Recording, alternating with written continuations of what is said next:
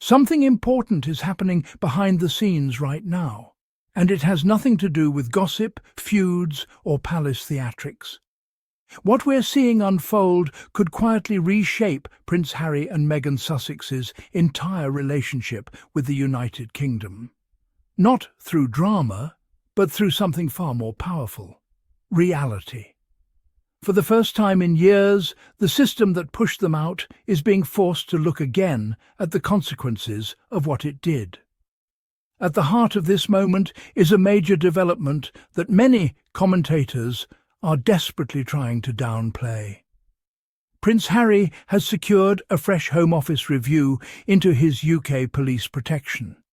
This is the first full reassessment in 5 years, and in royal time, that's practically an eternity. More importantly, government sources say this review is not symbolic. It is serious, active, and very likely to lead to Harry being granted automatic armed police protection during visits to the UK. And if that happens, it changes everything.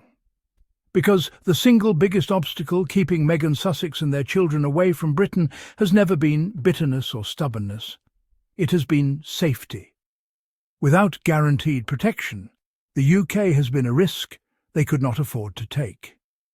This review has the power to remove that barrier entirely. Now let's rewind, because the history here matters. When Harry and Meghan stepped back from royal duties in 2020, Harry's full-time armed police protection was removed almost instantly. Not phased out, not reviewed over time. Just gone.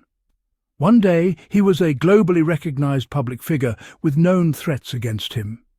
The next, he was effectively told he was on his own.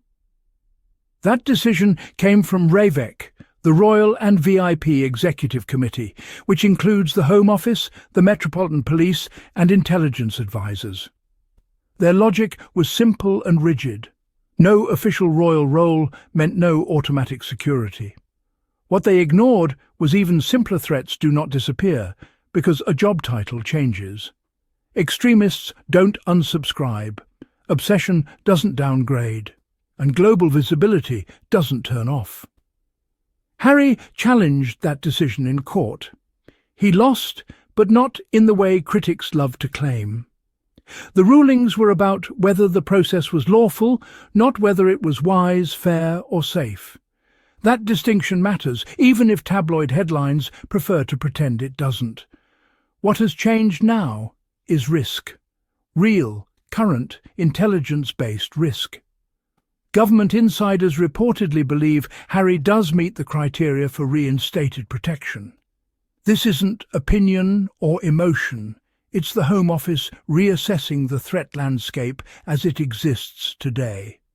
And according to multiple sources, the findings are expected to be approved. If REVEC formally signs off, the implications are enormous. Harry has been completely clear about one thing for years. Without armed police protection, he cannot safely bring his wife and children to the UK. Not inconvenient, not uncomfortable, unsafe, and yet, somehow, a father refusing to put his family in danger has been twisted into entitlement, manipulation, or ego. The same voices demanding that Harry come back are the ones dismissing the very real risks that make that impossible. They wave away documented threats as if they're minor inconveniences. But if this were any other high-profile individual facing credible danger, there wouldn't even be a debate. Only with Harry does the public suddenly become packed with security experts and budget analysts. There's an irony here that's impossible to ignore. The same media outlets that claim Harry is irrelevant are the ones obsessing over whether he deserves protection. You don't hold emergency meetings over people who don't matter.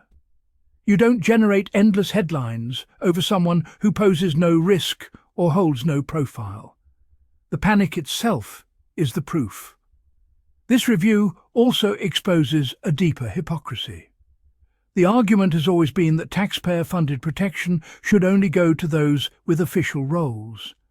But the UK has repeatedly provided security to non-working royals, visiting dignitaries and high-risk individuals when intelligence assessments required it. When danger exists, protection follows unless the person in question is Harry. Then suddenly the rulebook becomes sacred scripture. What makes this moment different is that it appears to be grounded in present-day intelligence, not old palace grudges. Officials say the review is focused on actual threat levels, not politics, and while nothing is official until Ravek signs, the direction is clear. If Harry regains automatic arm protection, the door opens to normal, secure UK visits.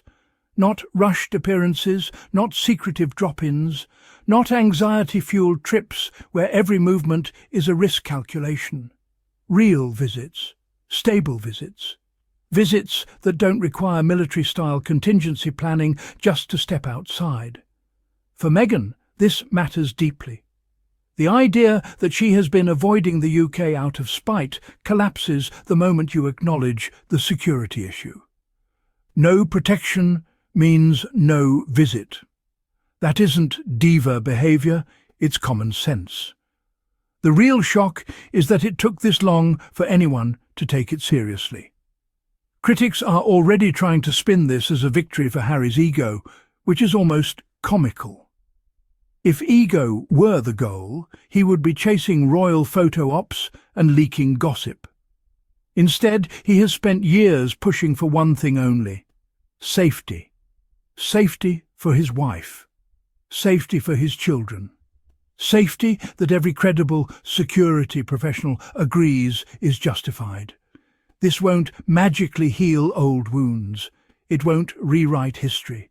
But it does remove the massive practical barrier that has shaped everything since 2020. Security has been the invisible wall behind every decision. If that wall comes down, the entire conversation changes. The irony is delicious. The same media voices that mocked Harry for fighting this battle are now quietly acknowledging he may have been right all along. No apologies, of course, just a sudden shift in tone and a new fascination with government sources.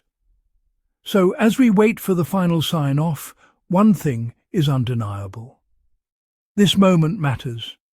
It validates what Harry has been saying for years. It explains why Meghan and the children have stayed away. And it exposes how reckless the original decision truly was. And if this ruling goes through, expect a lot of selective amnesia from the loudest critics, because nothing scares bad faith commentators more than being proven wrong on the record. If you appreciate this kind of honest, fact-driven breakdown, free from tabloid spin and full of real context, make sure you're subscribed to the Sussex Insights. That way you won't miss the next deep dive into the stories that actually matter. I'll see you in the next one.